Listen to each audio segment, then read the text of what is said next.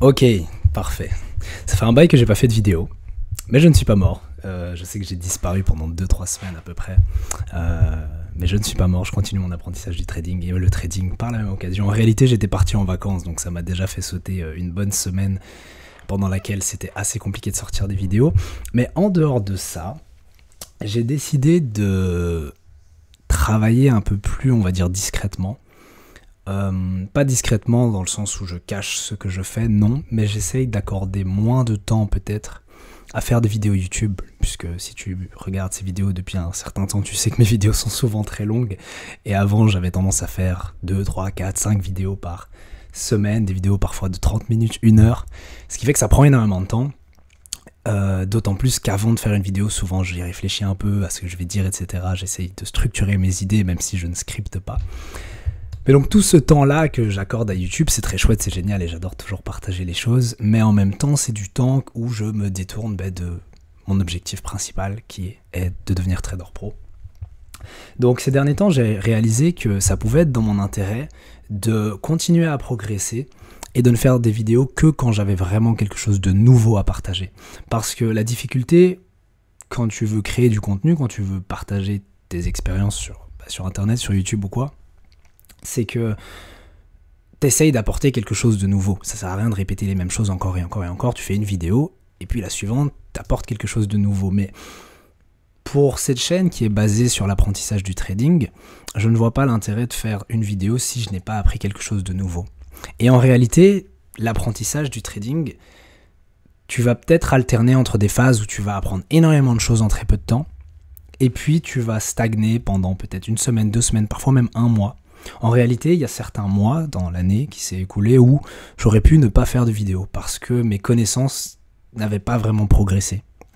Et ça, c'est important à garder à l'esprit parce que si maintenant je sors plus de vidéos, je crois que je l'avais même déjà dit une fois, mais si maintenant je ne sors plus de vidéos, c'est que j'ai rien appris de plus. Alors, comme je l'ai dit, bon, je suis parti en vacances, donc c'était un peu difficile. Déjà, techniquement, de sortir une vidéo, mais aussi parce que j'avais pas fait de trading. Là, j'ai eu une bonne semaine de trading. Je pourrais éventuellement faire une autre vidéo où on parle de trading pur, sur les graphiques, etc. Mais c'était plutôt une bonne semaine, je suis assez content d'ailleurs du coup pour le retour, parce que avant d'être parti en vacances, j'étais dans une série de pertes consécutives, c'était horrible. Ce pourquoi d'ailleurs j'ai pris des vacances, parce que je me suis dit bon là ça va plus, ça fait, enfin en gros, l'été, donc juillet, août, ça n'a pas été fameux pour moi. Enfin, pour ceux qui me suivent sur Instagram, ils l'ont vu dans mes stories, j'ai mis un peu mes résultats et mes performances, c'était vraiment c'était 2 mois qui n'étaient vraiment pas bons pour moi. Mais là du coup je suis revenu, les choses se passent mieux, j'ai une meilleure approche pour mon trading, etc. Pour quand même te tenir un peu au courant de où j'en suis, parce que bon, je parle plus de ce que je fais, mais du coup qu'est-ce que je fais concrètement. En ce moment j'essaie beaucoup de développer ma stratégie, mais de façon beaucoup plus professionnelle si je puis dire. Dans le sens où avant, donc avant on va dire il y a quelques semaines encore, il y a 1 mois et plus, avant les grandes vacances, avant l'été, j'avais une approche assez aléatoire. Non pas que je ne savais pas ce que je faisais, mais disons plutôt que je ne faisais pas ce que je devais faire. Dans le sens où ça fait longtemps, ça fait plusieurs années que j'apprends le trading maintenant, donc quelque part au fond de moi je sais ce que je dois faire, mais je fais pas toujours ce que je dois faire sur les graphiques. C'est un problème que beaucoup de gens rencontrent, je pense, et on pourrait traduire ça par simplement dévier de son plan de trading. Quand tu dévies de ton plan, forcément sur le long terme ça va poser problème. Et donc après toutes ces années à apprendre, un problème qui revient constamment, et peut-être que ça revient aussi chez toi, et peut-être même que c'est l'une des raisons principales pour laquelle la plupart des retail, on va dire, galèrent à générer de l'argent et à être rentable sur les marchés, c'est que j'ai beau avoir intégré beaucoup de notions de finance, de trading, etc., avoir aussi une idée de la stratégie à appliquer, de ma stratégie que j'ai passé du temps à concevoir, etc., à appliquer sur les marchés, je ne vais pas pour autant, en temps réel, l'appliquer. Et quelque part, ça nous ramène à ce qu'on appelle la psychologie, dans le sens où je me souviens d'un abonné qui m'avait dit une chouette chose. Il m'avait dit, avoir une bonne psychologie de trading, c'est quand tu ne dévies pas de ton plan, et avoir une mauvaise psychologie de trading, c'est quand tu dévies de ton plan de trading. Et au début, bon, j'avais lu un peu cette phrase comme ça, et puis j'y ai réfléchi, et je me suis dit, mais en réalité, tout ce qu'on appelle la psychologie de trading, en fait, ça peut se résumer à ça. C'est à partir du moment où donc tu as tes règles fixes, que tu as ta stratégie, backtestée, vérifiée, elle est rentable, etc. et que tu n'en dévies pas, donc tu ne commets pas d'erreur de trading, ça ne veut pas dire que tu ne perds pas d'argent, non, ça veut simplement dire que tu dévies pas de tes règles, que tu appliques parfaitement ta stratégie. En tout cas, c'est un problème que les traders qui ont une approche mécanique rencontrent surtout, parce que si maintenant tout est automatisé, dans ta stratégie, tu n'auras pas ce problème-là. Mais quand tu as une approche discrétionnaire, à ce moment-là, il y a tes émotions, il y a ta personne qui rentre dans l'équation et ça peut poser problème. Mais donc avoir une bonne psychologie de trading, c'est vraiment ça. C'est à partir du moment où tu as ton plan, qui contient une stratégie qui est rentable, et que tu l'appliques correctement sur les marchés, il n'y a aucune raison pour que ça n'aille pas. Et dit comme ça paraît super simple, mais en réalité c'est extrêmement compliqué. Enfin pas compliqué, mais en tout cas difficile. C'est vraiment difficile à mettre en place parce que quand j'ai analysé du coup le mois de juillet et le mois d'août, qui comme je te l'ai dit étaient des mauvais mois de trading pour moi, j'ai énormément dévié de ma stratégie. Ça veut dire que si maintenant tu remets un échantillon, par exemple de 1 mois, tu prends le mois de juillet, et tu regardes, tiens, quelles sont les positions que j'ai prises, quelles sont les positions que je n'ai pas prises aussi, et quelles étaient les positions que j'étais censé prendre par rapport à ma stratégie. Et à plusieurs reprises, je me rends compte que, tiens, pourquoi est-ce que j'ai pris cette position? Je regarde dans mon journal de trading, et je me rends compte que les raisons pour lesquelles j'ai pris cette position n'ont pas lieu d'être, c'est pas valable, je pouvais pas prendre ce trade. A l'inverse, il y a certaines positions, ou plutôt certains moments où j'aurais dû entrer et je ne suis pas entré, et puis je vais regarder mon journal de trading et je vais voir, tiens, j'étais pas chez moi. Tiens, pourquoi j'étais pas chez moi? Alors que c'était une journée de travail, j'étais censé être devant mes écrans. J'ai été distrait. Ou bien, tiens, j'étais devant mes écrans, mais j'ai quand même pas pris la position. Tiens, pourquoi? Et comme je documente énormément tout mon trading, c'est facile à voir après les raisons pour lesquelles j'ai bien ou mal agi. Et je me rends compte, tiens, en fait, j'avais envie de sauter sur la position, mais je venais de me manger 2 pertes, 3 pertes, et donc j'hésitais, et puis j'ai pas appuyé sur la détente, entre guillemets, et puis le prix est parti sans moi, et il était trop tard pour entrer. Et en analysant les 2 derniers mois de trading, je me suis rendu compte qu'il y avait énormément ce genre d'erreur, et que à trop de reprises, j'ai pris des positions que j'étais pas censé prendre, des positions qui n'avaient aucun sens. Donc forcément, après cette grosse claque, je suis parti en vacances, etc. À mon retour, du coup, j'ai pris un peu cette résolution de... Enfin, quelque part, c'est ce que je souhaite faire depuis toujours, mais je veux dire, j'ai pris cette décision ferme de vraiment me professionnaliser et arrêter d'aborder les marchés un peu... comme je l'avais dit tantôt, avec une idée de ce que je dois faire. Non, c'est pas une idée qu'il faut avoir, c'est vraiment savoir ce que tu dois faire. Et savoir ce que tu fais, comprendre ce que tu fais, et pas faire n'importe quoi. Et je pense que c'est un état d'esprit qui est vraiment très important à avoir, dans le sens où on est beaucoup, même sans se rendre compte, même à mon niveau, quand je me disais, oui, c'est bon, j'ai une approche un peu sérieuse, c'est pas parce que tu as une approche sérieuse du trading que pour autant elle est professionnelle. Et ça, je dirais que c'est vraiment le gros déclic que j'ai eu ces dernières semaines, c'est de me dire, ok, c'est pas parce que j'ai une approche sérieuse, parce qu'honnêtement, dans mon travail, je suis très sérieux et j'essaye vraiment à chaque fois de comprendre ce que je fais, de bien, de mal, de trouver des solutions, etc. Je suis toujours dans cette attitude d'étudiant, de toujours rechercher plus loin pour apprendre et pour m'améliorer. Mais même si j'ai cette approche sérieuse dans mon apprentissage, ça ne veut pas pour autant dire qu'elle est professionnelle. Et il y a vraiment une grande distinction à faire entre les deux. Si tu cherches à évaluer ton trading, admettons maintenant que tu fasses un peu l'inventaire de tiens, qu'est-ce que je connais en trading, qu'est-ce que je connais pas encore, quels sont mes points forts, mes points faibles. Si tu fais cet inventaire de ton niveau en trading, pose-toi la question, est-ce que mon trading est professionnel? Parce que peut-être que tu as toutes les bonnes intentions du monde dans ton apprentissage et que tu souhaites véritablement devenir trader et que vraiment ça te tient à cœur, mais dans ce que tu fais, il y a encore un problème. C'est pas du vrai trading. Et c'est ça que j'ai compris. Je l'ai aussi compris parce que j'ai appris pas mal de choses sur les institutions, notamment la distinction à faire entre un trader pour compte propre et un trader en institution. Comprendre que le mot trader est très vague, mais en même temps ça peut être très spécifique. J'en avais déjà vaguement parlé dans la vidéo précédente, mais c'était il y a 2 semaines et j'ai encore appris énormément de choses. Et quand tu comprends la différence qu'il y a entre un trader professionnel, parce que c'est un mot que tu m'entendras souvent utiliser, que tu m'as souvent entendu dire sur la chaîne depuis le début, trader professionnel, mais en réalité, jusqu'à il y a encore peu de temps, j'avais pas vraiment conscience de ce que c'était être un trader professionnel, ou plutôt agir comme un trader professionnel. Et ici, je te parle pas de psychologie et de mindset et tout, non, je te parle vraiment des actions concrètes, de la façon dont un trader approche le marché, avec ses connaissances, son bagage intellectuel, mais aussi avec sa stratégie, sa gestion des risques, sa psychologie bien entendu, son analyse. Et tout ça, quand tu comprends mieux le bagage que tu dois avoir, tu approches mieux les marchés. Tu fais moins ça comme le petit investisseur particulier qui se dit j'ai mon capital et je vais avoir une approche plus ou moins encadrée, parce que c'est ce que la plupart des gens font, c'est ce que je faisais aussi, plus ou moins encadrée, plus ou moins sérieuse, mais c'est pas pour autant professionnel comme je l'ai dit. Ça ne garantit en rien le succès ou la rentabilité à long terme. Parce que souvent on se dit tiens, c'est qu'une question de temps. Ma réussite n'est qu'une question de temps, je finirai par réussir. Si je me donne à fond et que je persévère suffisamment longtemps, je finirai par réussir. Mais malheureusement, il est possible que la réussite n'arrive jamais.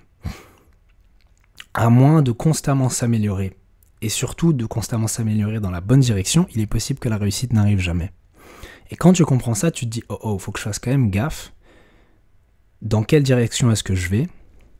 Et la direction à prendre, du coup, forcément, c'est celle de je veux devenir trader pro. Mais est-ce que, sans le savoir, je ne serais pas en train d'avoir la mauvaise approche, de prendre la mauvaise direction ? Et comprendre ça, ça m'a amené à revenir aux bases. De ok, tiens, comme je l'ai dit tantôt, faire un peu un inventaire de ton trading. Ok, quels sont mes points forts, quels sont mes points faibles, quelles sont mes connaissances en trading, qu'est-ce que je maîtrise déjà, qu'est-ce que je dois encore apprendre. Et puis ensuite, comparer ça à tiens, qu'est-ce qu'un trader professionnel fait, c'est quoi son métier, genre, littéralement, à la limite même juste aller sur Wikipédia et taper trader, tu vois, genre juste pour lire la page. Ce que je veux dire par là, c'est quand tu comprends mieux ce que tu cherches à atteindre, tu verras mieux le chemin pour y arriver. Parce que, là, j'ai dit beaucoup de choses dans ces vidéos, mais pose-toi la question, tiens, ok, t'as envie de devenir trader, enfin, si tu regardes ces vidéos, j'imagine que t'as envie de devenir trader, ou en tout cas que t'es concerné de près ou de loin par le métier de trader. Qu'est-ce que fait réellement un trader ? Puis particulièrement un trader pour compte propre. Et parce que s'il y a bien un truc que j'ai compris, c'est que si tu prends juste YouTube par exemple, tu vas sur YouTube, 99% du contenu est trop générique. Trop valise, tu vois, c'est trop large, c'est trop général, c'est pas assez spécifique. Et j'avais abordé le sujet dans ma précédente vidéo, mais il y a un moment pour apprendre les bases. Tiens, c'est quoi le trading, c'est quoi la finance, c'est quoi les marchés financiers, blablabla. Et puis il y a un moment où ta vision, tu dois la réduire le plus possible et aller droit vers la cible. Je crois que j'avais même donné une métaphore du tir à l'arc. Ce que tu veux faire au début, c'est apprendre, ok, c'est quoi un arc, c'est quoi une cible, comment on compte les points. Mais il y a un moment où il s'agit de passer à l'action. Et surtout de viser une cible très précise. Parce que c'est bien d'apprendre à tirer à l'arc, c'est bien d'apprendre le trading dans sa globalité, mais il y a un moment où il faut vraiment resserrer ta vision et commencer à attaquer le sujet même que tu veux apprendre. Parce que comme je l'ai dit, le trading c'est super vaste. Ouais, je vais être trader, ok, mais je crois que j'avais même donné comme métaphore, c'est comme si tu dis, ouais, je veux travailler dans la médecine. C'est super vaste. Il y a énormément de professions que tu peux faire. Certaines plus complexes que d'autres, qui nécessitent plus d'apprentissage. Et si je devais le dire en une phrase, c'est un peu le moment, en tout cas pour ma part, peut-être que tu n'es pas à cette phase-là, ou peut-être que tu as déjà traversé cette phase-là, mais pour ma part, je suis dans cette phase où je dois commencer à me spécialiser, à devenir, entre guillemets, un expert dans le domaine que j'ai envie de faire, tout simplement. Et qui n'est pas seulement le trading, c'est du trading sur certains actifs, un certain style de trading avec certaines stratégies. Ok, le trading pour compte propre est bien plus, je vais pas dire complexe, mais spécifique. Tu peux pas juste dire je fais du trading et j'ai une stratégie de suivi de tendance et c'est tout. Non, c'est trop vague. Enfin, je m'en rends compte seulement maintenant. Enfin bref, mais donc voilà, c'était juste pour faire une petite mise à jour. J'essaierai de faire d'autres vidéos sur ce que j'apprends, mais comme je l'ai dit, si j'ai pas envie de faire une vidéo pour ensuite en refaire une autre 2-3 jours après qui dit en fait ce que j'avais dit c'était pas vrai et en fait je me suis trompé et donc voilà, et revenir en arrière à chaque fois. Je le fais déjà beaucoup sur la chaîne en soi. Si je regarde mes anciennes vidéos, y a plein de choses que je dis qui sont pas correctes en fait d'un point de vue technique et donc je dois corriger après. Mais donc pour éviter trop de juste du contenu qui au final s'annule les uns à la suite des autres, je vais juste sortir des vidéos plus complètes, peut-être plus longues aussi, mais au moins qui auront on va dire une vraie valeur. dans tout ce parcours, où je pourrais vraiment te partager une expérience personnelle ou alors quelque chose que je viens d'apprendre et qui, on va dire, apporte quelque chose de significatif pour que tu puisses entrevoir justement ce parcours de tiens, ok, il y a telle phase par laquelle tu peux passer où tu es peut-être déjà passé, alors tu peux t'y référer, telle phase, telle phase, telle phase, puis il y a tel problème rencontré, peut-être que... Et comme ça aussi, je peux donner des conseils parfois, parce que forcément, il y a des personnes qui sont bien devant moi, mais il y a aussi d'autres personnes qui débutent seulement, et ça peut être intéressant d'avoir quelqu'un qui est un peu plus avancé pour se réorienter, etc. Mais donc voilà. Et puis pour ceux, parce que je sais que parfois on me le demande, qu'est-ce que j'apprends concrètement en ce moment? Comme je l'ai dit, donc j'essaie de on va dire, raffiner ma stratégie, et en tout cas réussir à la coucher sur papier pour qu'elle soit le plus mécanique possible, pour qu'elle soit le plus automatique possible. Et alors je travaille aussi avec certains bouquins. Je ne l'ai pas à portée de main, mais globalement j'ai le titre en français, je sais plus c'est quoi en anglais parce que je l'ai acheté en anglais, mais du coup le titre en français c'est Monnaie, banque et marché financier. C'est un livre de Mishkin, Frédéric Mishkin, qui est un ancien gouverneur de la Fed. Donc ça c'est un livre pour un peu approfondir mes connaissances macro, même si en soi pour l'instant mes connaissances macro sont suffisantes, mais suffisant ne veut pas dire excellent. Donc on va encore approfondir ça. Mais donc c'est un livre globalement qui parle de la politique monétaire, des marchés, enfin, comme le titre le dit en fait. Donc voilà, donc ça c'est pour approfondir encore ma connaissance macro. Après j'ai un autre livre qui parle spécifiquement du marché FX, donc du marché des devises, qui le décortique, qui propose notamment des stratégies dedans, etc. Juste j'ai pas le titre exactement là, mais si je le retrouve je le mettrai en commentaire ou quoi. Et ça, en tout cas pour les livres techniques, c'est les deux livres avec lesquels je travaille. J'essaye aussi de me plonger dans le livre de, je crois que c'est John Maynard Keynes, non c'est pas ça, c'est John Murphy. Bref, le livre, c'est quoi le nom? Bref, en gros c'est le livre mère, on va dire, c'est un peu le livre de référence en termes d'analyse technique. Alors il est très général, genre il y a tous les trucs de base en analyse technique, mais c'est bien parce que l'analyse technique a jamais vraiment été mon point fort. Du coup j'essaye aussi de parfaire ça, parce que quand je dis que j'essaie de coucher sur papier ma stratégie, en réalité toute la partie macro, analyse fonda de ma stratégie, elle est bien définie, et généralement c'est pas à ce niveau là que j'ai un problème. Le problème vient souvent de ma stratégie d'entrée, ma stratégie de sortie, stratégie de gestion de risque, stratégie de gestion de trade. Du coup c'est vraiment là-dedans que je me penche. Ça fait déjà 2 semaines tous les jours, du matin au soir, bon peut-être pas du matin au soir mais tous les jours un petit peu. J'essaie de me repencher là-dedans et définir correctement les termes de ma stratégie, qu'est-ce que j'essaie de faire, backtester, vérifier, changer, etc. Et je fais ça en boucle depuis que je suis revenu de vacances. Mais donc voilà. En tout cas, j'espère que tout se passe bien de ton côté, que le trading se passe bien pour toi, que les profits sont là, que tu y arrives. Et puis si à l'inverse c'est une phase difficile comme celle que j'ai traversée avant mes vacances, peut-être prendre un peu de recul, en tout cas moi ça m'a fait beaucoup de bien, peut-être prendre un peu de recul, revenir plus fort, encore plus motivé, peut-être aussi prendre du recul pour redéfinir ce que tu cherches à faire et se poser les bonnes questions. Tiens, ok, quel est mon problème actuellement, comment est-ce que je peux trouver une solution, et parfois juste se laisser le temps aussi, parce que ça m'a aussi énormément frustré. Je suis une personne qui aime aller de l'avant, c'est-à-dire j'aime avancer, je déteste entre guillemets ne rien faire, et parfois quand tu cherches à apprendre le trading, t'avances, tu résous un problème et puis tu en rencontres un autre, mais t'as pas encore la solution. Tu te dis bon ok, il y a ça que j'arrive pas à faire dans mon trading, mais et t'as pas la réponse, et c'est frustrant, et t'es là, t'attends, ça peut être plusieurs heures, bon ça va, mais parfois c'est pendant plusieurs jours, tu bloques sur le même problème, tu sais pas comment continuer à avancer. Dans ces moments-là, le mieux c'est juste d'attendre une inspiration, entre guillemets, et de justement réduire le bruit. C'est pas dans ces moments-là où il faut commencer à aller chercher dans des bouquins et sur internet et machin bazar. Justement, dans ces moments-là, le mieux c'est juste de se déconnecter, de faire un peu une pause, que ce soit des marchés, des réseaux sociaux, de tout ce que tu veux. Et puis souvent la réponse va juste venir à toi. Tu vas te réveiller un matin et tu vas être inspiré, tu vas dire mais c'est bon, je sais comment continuer à avancer. Et quand tu l'acceptes, ces phases de progrès puis stagne, c'est beaucoup plus facile et le processus est beaucoup plus appréciable.